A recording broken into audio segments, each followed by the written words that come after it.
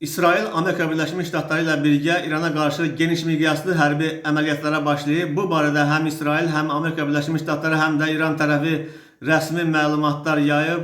İrana hücumlarda hədəfə alınan obyektlərə Kəşfiyyat Nazirliyi, Müdafiə Nazirliyi, İran Nüvə Enerjisi Agentliyi, Parçın bölgəsindəki təsisatlar və digər şəhərlərdəki hərbi obyektlər və digər qurumlar daxildir. İrana endirilən zərbələr həmçinin yüksək vəzifəli məmurların, hərbi xadimlərin və nazirlik əməkdaşlarının evlərinə yönəldilib. Partlayışların İsfahan, Qom, Kərəc, Kirmanşah, Təbriz şəhərləri və Laristan əyaləti və digər şəhər və əyalətlərdə baş verdiyi bildirilir. Bu barədə İran mediası da məlumatlar yayır. Adı açıqlanmayan İsrail rəsmisinin xarici mediaya ötürdüyü məlumata görə isə İrana qarşı hərbi əməliyyatlar aylarla davam edə bilər. Amma əməliyyatın ilkin mərhələsi 4 gün davam edəcək. İsrailin İrana qarşı həyata keçirdiyi hücum əməliyyatları Şir nərəsi adlandırılır. Bu arada Prezident Donald Trump bəyan edib ki, Amerika İranda geniş miqyaslı hərbi əməliyyatlara başlayıb. Qısa müddət əvvəl İranda mühüm hərbi əməliyyatlara başladıq. Məqsəd Amerika Birləşmiş Ştatlarının vətəndaşlarını İrandan gələ biləcək təhdidlərdən qorumaqdır deyə Trump bildirib. Amerika prezidenti qeyd edib ki, İranın raket sənayesi və donanması məhv ediləcək. 47 ildir Amerikaya ölüm olsun şüarları səsləndirirlər. İran İraqdan Limana qədər terrorçuları dəstəkləyir. İran dünyada bir nömrəli terror dövlətidir. Bu rejim heç vaxt nüvə silahına sahib ola bilməz. Buna görə də ötən ilin iyununda rejimin nüvə obyektlərini darmadağın etdiyi, bundan sonra onlara xəbərdarlıq etdi ki, öz şər əməllərindən çəkinsinlər. Amma İran 10 illiklərlə olduğu kimi yenə də öz nüvə ambisiyalarından imtina etmədi və biz artıq buna dözə bilmərik.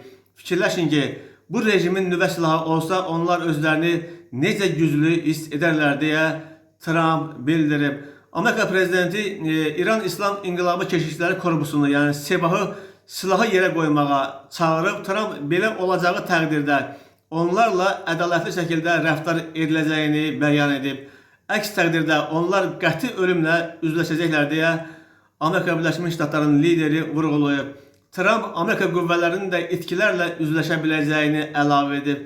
Trump həmçinin İran xalqına müraciət edərək bildirib ki, İrana qarşı geniş miqyaslı hərbi əməliyyatlar başa çatdıqdan sonra hökumət İran xalqına təhvil veriləcək. Çox güman ki, bu sizin yeganə şansınız olacaq. Sizə istədiyinizi verən bir Amerika prezidenti var. İndi hərəkətə keçmək vaxtıdır deyə Trump vurğulayıb. Bu arada İran da İsrailə raket zərbələri endirir.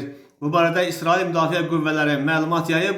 Bir müddət əvvəl İsrail Müdafiə Qüvvələri İrandan İsrail ərazisində raketlər atıldığını təsbit edib.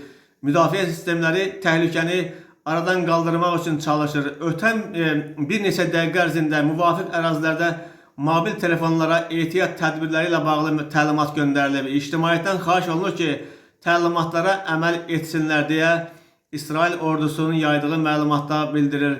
Həmçinin məlumatda İsraildə siren səslərinin eşidildiyi barədə məlumatlar verilir. İsrail mətbuatı həmçinin yazır ki, hazırda İsrailin baş naziri Binyamin Netanyahu və digər hökumət rəsmiləri yeraltı bunkerdə müşavirə keçirirlər. İran prezidenti Məsud Pezeşkiyanın ölümü ilə bağlı iddialar da yayılıb bu arada, lakin bu təkzib olunub. Tasnim agentliyi xəbər yayıb ki, İran prezidentinin ofisində məsələdən məlumatlı mənbə Pezeşkiyanın xəsarət almadığını, onun sağlamlığında hər hansı problemin olmadığını deyib. O da məlum olub ki, İsrailin hücum etdikləri hədəflər arasında İranın ali rəhbəri Əli Xamneyinin ofisi də var. Bu barədə Associated Press məlumat yayıb. Reuters isə məlumatlı mənbələrə istinadən xəbər yayıb ki, İranın ali rəhbəri Ayətullah Seyid Əli Xamneyi Tehranda deyil. Azərbaycanın Xarici İşlər Nazirliyi də İran ətrafında müşahidə olunan mövcud gərginlik fonunda ölkə vətəndaşlarını İsrailə səfərdən çəkinməyə çağırıb. Bildirilib ki, hazırda İsraildə olan vətəndaşlarımızdan təhlükəsizlik vəziyyətini diqqətlə izləmələri, yerli hakimiyyət orqanlarının göstəriş və tövsiyələrinə əməl etmələri, kütləvi toplaşma yerlərindən uzaq durmaları və şəxsi təhlükəsizlik tədbirlərini gücləndirmələri xahiş olunur. Hər hansı bir fövqəladə vəziyyətlə bağlı vətəndaşlarımızın Azərbaycanın İsrail dövlətindəki səfirliyi ilə aşağıdakı vasitələrlə əlaqə saxlamaları xahiş olunur. Azərbaycanın Xarici İşlər Naziri həmçinin İranda təhlükəsizlik vəziyyətinin gərginləşdiyini nəzərə alaraq Azərbaycan vətəndaşlarını İrana səfər etməkdən çəkinməyə, hazırda İran ərazisində olan Azərbaycan vətəndaşlarına isə yerləşdikləri bölgədən asılı olaraq İranı Azərbaycan və ya Türkiyə ərazisindən tərk etməyə çağırır. Həmçinin vətəndaşlarımızdan təhlükəsizlik tədbirlərinə əməl etmələri, kütləvi toplaşma yerlərindən uzaq durmaları, yerli hakimiyyət orqanlarının göstərişlərinə əməl etmələri və rəsmi məlumat mənbələrini mütəmadi izləmələri xahiş olunur. Hər hansı bir fövqəladə vəziyyətlə bağlı vətəndaşlarımızın Azərbaycanın İran İslam Respublikasındakı səfirliyi və Təbriz şəhərindəki baş konsulluğu ilə aşağıdakı vasitələrlə əlaqə saxlamaları xahiş olunur.